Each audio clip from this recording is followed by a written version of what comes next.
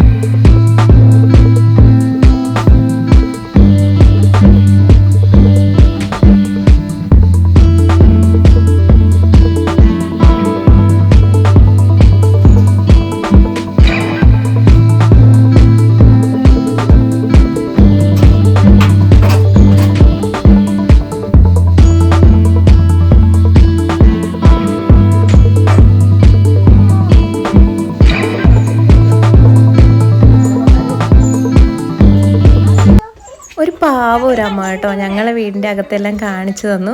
പിന്നെ ഞങ്ങളിത് അധികം ഒന്നും നമ്മൾ വീഡിയോ ആയിട്ട് എടുത്തില്ല കേട്ടോ. അവർക്കതൊരു ബുദ്ധിമുട്ടല്ലേ. ആൾതാമസം ഇല്ലാത്ത വീടാണെങ്കിൽ ഓക്കെ, പക്ഷേ ആൾതാമസം ഉള്ള വീടാകുമ്പോൾ നമുക്ക് അത് അവിടെ താമസിക്കുന്നവർക്ക് ഒരു ബുദ്ധിമുട്ടല്ലേ.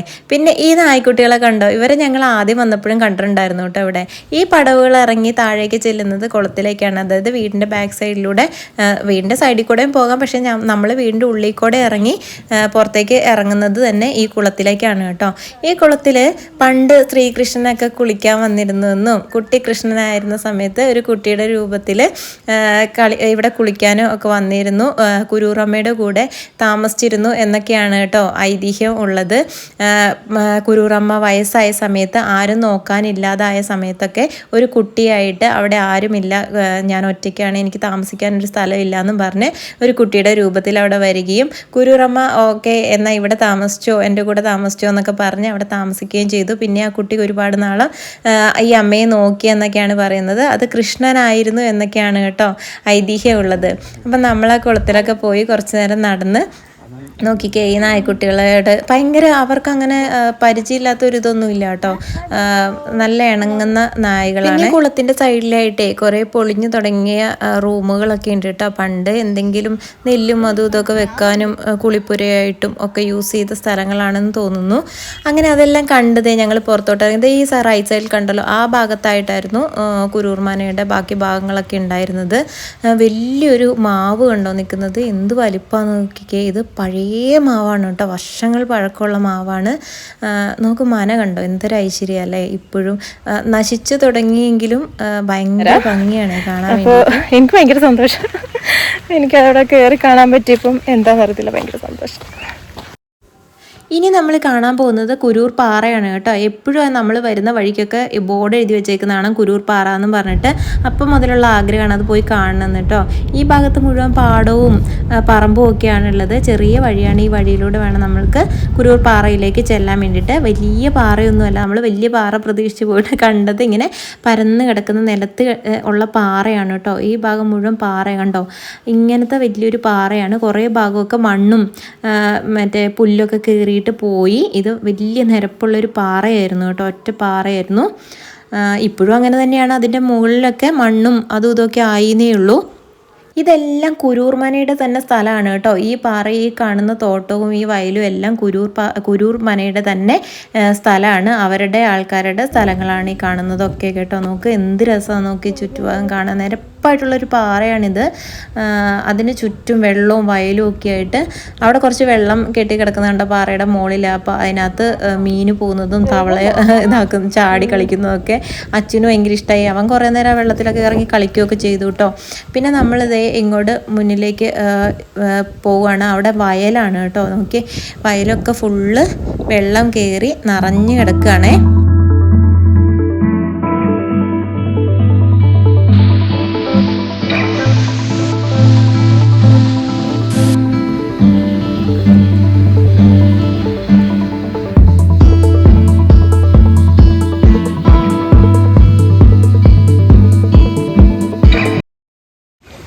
കാണുന്നത് കണ്ടോ, ഇത് പുഴയൊന്നല്ല കേട്ടോ, അത് കോൾപ്പാടാണ്.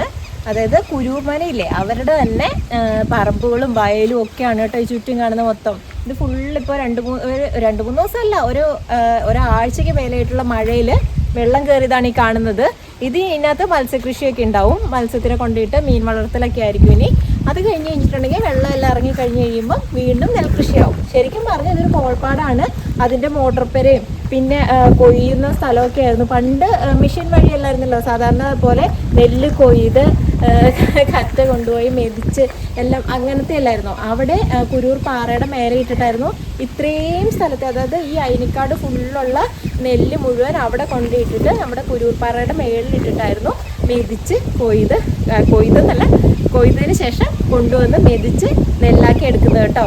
ഇപ്പോൾ ഫുള്ള് മെഷീനായി, ഇപ്പോൾ അതൊന്നുമില്ല. കുരൂർ പാറ മൊത്തം എന്താ പറയുക, മണ്ണൊക്കെ കയറി പിന്നെ കുറേ പുല്ലും അതും ഇതൊക്കെ ആയി കാടൊക്കെ പിടിച്ച് കിടക്കുകയാണ്. പണ്ടൊക്കെ ഭയങ്കര രസമായിരുന്നു എന്ന് പറഞ്ഞാൽ ഇവിടെ കൊയ്ത്തുകാലമൊക്കെ ആയി കഴിഞ്ഞിട്ടുണ്ടെങ്കിൽ. അപ്പം ഞാൻ കാണിച്ചു തരാം, ബാക്കി കൂടെ കണ്ടു നോക്കൂ കേട്ടോ. ഇത് കണ്ടോ, ഇതാണ് ഞാൻ പറഞ്ഞ നെല്ലൊക്കെ സൂക്ഷിക്കുന്ന സ്ഥലമാണെന്ന് തോന്നുന്നു കേട്ടോ. ഈ ബിൽഡിംഗ് കണ്ടോ, ഇതിൻ്റെ തൊട്ടപ്പുറത്താണ് കുരൂർ പാറയുള്ളത്. ഒക്കെ എന്ത് ഭംഗിയാന്ന് കേട്ടോ, മോട്ടോർ പെരയൊക്കെ ആയിട്ട്. ഞാൻ എല്ലാ വീഡിയോസിലും പറയാറില്ലേ, ഈ അയിനിക്കാടിന് പല സമയത്തും പല ഭംഗിയാണെന്ന്. അതാണ് എനിക്കത് പറഞ്ഞു തന്നാൽ എത്രത്തോളം നിങ്ങൾക്ക് മനസ്സിലാവുമെന്ന് അറിയത്തില്ല. ഇത് കണ്ടോ, ഇത് കണ്ടിട്ടുണ്ടെങ്കിൽ ആരെങ്കിലും പറയുന്നത് പാടാന്ന്. പുഴ പോലെയല്ലേ കിടക്കുന്നേ. ഇതിനി ഫുള്ള് ഇത് മഴക്കാലമൊക്കെ കഴിയുമ്പോഴത്തേക്ക് ഇത് ഫുള്ള് വറ്റിച്ച് കൃഷി തുടങ്ങും, തന്നി വയലായിട്ട് മാറും കേട്ടോ.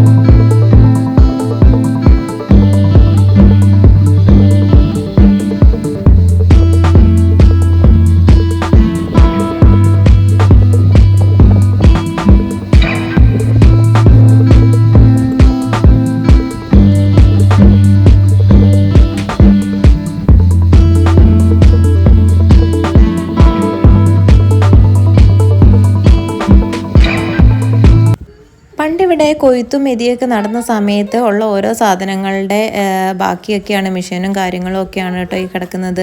ഈ കാണുന്ന ഒരു ബിൽഡിങ്ങിലാണ് ഇവർ നെല്ലൊക്കെ നിറച്ചിരുന്നതും ഈ ഭാഗത്തിട്ട് കൊയ്ത് മെതിച്ചിരുന്നതും ഒക്കെ എന്നാണ് പറയുന്നത്.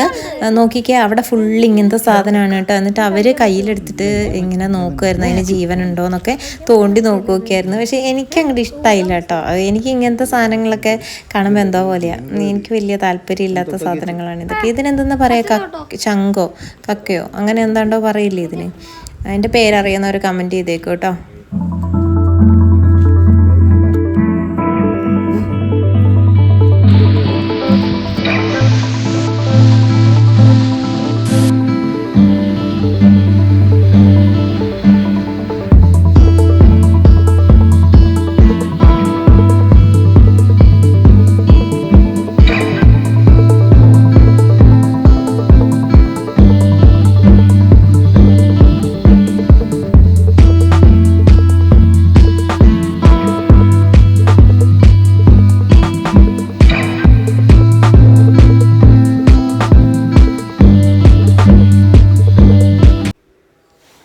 നമ്മൾ മുതുവര എന്ന് പറയുന്ന സ്ഥലത്ത് നിന്ന് ഇങ്ങോട്ടേക്ക് അമ്പലങ്കാവിൻ്റെ അങ്ങോട്ടേക്ക് വരുമ്പം ആടാട്ട് ശിവക്ഷേത്രം കാണാൻ പറ്റും. ഇതാണ് ആ ശിവക്ഷേത്രം കേട്ടോ. അത് കഴിഞ്ഞിട്ടാണ് അമ്പലങ്കാവ്. അപ്പോൾ ഈ ആടാട്ട് ശിവക്ഷേത്രത്തിൻ്റെ അവിടുന്ന് ലെഫ്റ്റിലേക്കാണ് കുരൂർ പാറയിലേക്കുള്ള റോഡ്. പിന്നെ കുരൂർ മനയിലേക്ക് കുറച്ചും കൂടെ മുന്നോട്ട് പോകണം. അമ്പലങ്കാവൊക്കെ കഴിഞ്ഞ് കുറച്ചും കൂടെ മുന്നോട്ട് പോകുമ്പോഴാണ് കുരൂർ മനയുള്ളത് കേട്ടോ. ഇതാണ് ശിവക്ഷേത്രം. ഇവിടെ ബോർഡ് എഴുതി വെച്ചിട്ടുണ്ട് കേട്ടോ. നേരെ കുരൂർ പാറ, പിന്നെ റൈറ്റിലേക്ക് കുരൂർ മനയും. ഈ കുരൂർ മനയുടെ തൊട്ട് ഇപ്പുറത്ത് തന്നെ കുരൂർ ക്ഷേത്രം കൂടിയുണ്ട് കേട്ടോ, ശിവക്ഷേത്രം കൂടിയുണ്ട്. ഇതാണത്. അവിടെ ഞാൻ പോയില്ല. പിന്നെ ഈ കുരൂർ മനയുടെ ഫ്രണ്ടിൽ കൂടെ തന്നെയാണ് തിരിച്ച് വീട്ടിലേക്ക് പോകുന്നത് കേട്ടോ. ഈ പോകുന്ന വഴിക്കാണ് കണ്ടോ, ഞാൻ എപ്പോഴും പോകാറില്ല അയനിക്കാടും വയലും ഞാൻ കാണിച്ചു തരാറില്ലേ. അത് നോക്കും, മൊത്തം വെള്ളം കയറിയേക്കാണ്. മുഴുവൻ വെള്ളം കയറി മഴ പെയ്ത് കഴിഞ്ഞപ്പോഴത്തേക്ക് കേട്ടോ. ഇനിയിപ്പം ഒരുപാട് മഴ കണ്ടിന്യൂസ് പെയ്ത് കഴിഞ്ഞിട്ടുണ്ടെങ്കിൽ ഈ റോഡിൽ വെള്ളം കയറും ചെറുതായിട്ട്. നമുക്ക് മഴവില് കണ്ട് എന്ത് രസമാണെന്ന് എല്ലാം കാണാൻ പറ്റി. ഈ സമയത്തൊക്കെ ഇവിടെ വന്നു കഴിഞ്ഞിട്ടുണ്ടല്ലോ നല്ല ശുദ്ധമായി ശ്വസിച്ച് നമുക്ക് കുറേ നേരം വർത്താനമൊക്കെ പറഞ്ഞില്ല കൂടെ നടക്കാൻ പറ്റും കേട്ടോ. ഭയങ്കര ഭംഗിയുള്ള സ്ഥലമാണ് ഇത്. അതിപ്പോൾ ഞാൻ എത്ര നിങ്ങളോട് പറഞ്ഞാലും നിങ്ങൾക്കത് വന്ന് കണ്ടാൽ മാത്രമേ മനസ്സിലാവുള്ളൂ. അപ്പോൾ തൃശ്ശൂർ അടുത്തുള്ളവരൊക്കെ ഒന്ന് ജസ്റ്റ് വന്ന് കണ്ടോളൂ കേട്ടോ. അപ്പോൾ അടുത്ത വീഡിയോയിൽ അടുത്ത വിശേഷങ്ങളുമായിട്ട് കാണാം. അതുവരെ ബൈ.